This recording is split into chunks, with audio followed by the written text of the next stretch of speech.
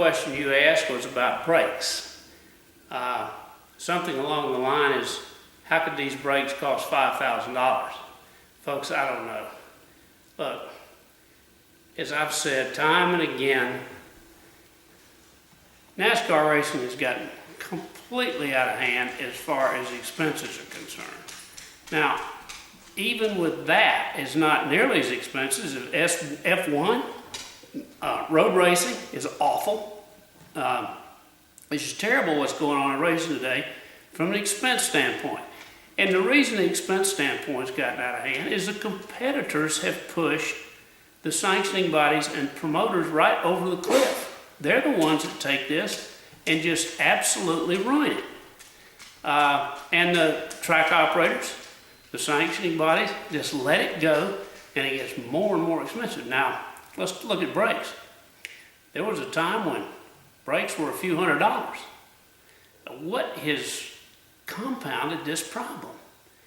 It's super sophisticated things. Now, first of all, let's look at brakes on a race car.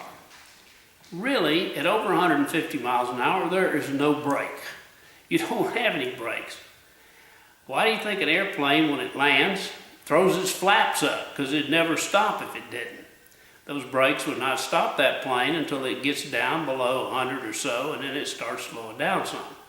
Well, you take a car at any track other than Martinsville or Bristol, where you're going 170 or 80 miles an hour, there's no brakes.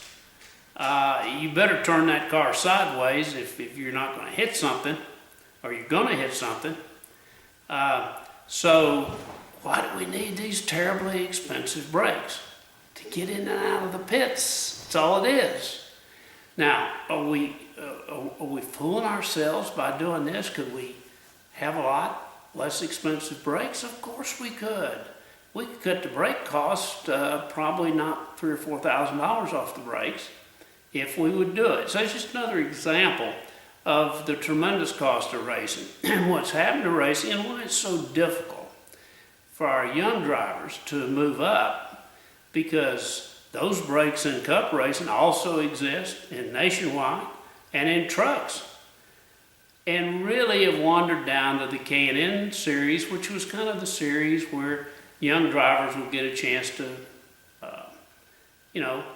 show what they got. But how do you show what you got when it's that expensive?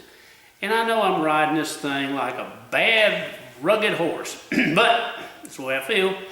We need to get back to less expensive racing, from the Saturday night short tracks to to Daytona or Charlotte or Texas or wherever you want to race a cup car or a truck.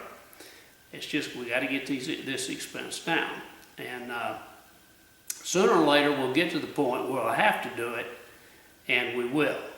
So be gone with these $5,000 brakes. We don't like them.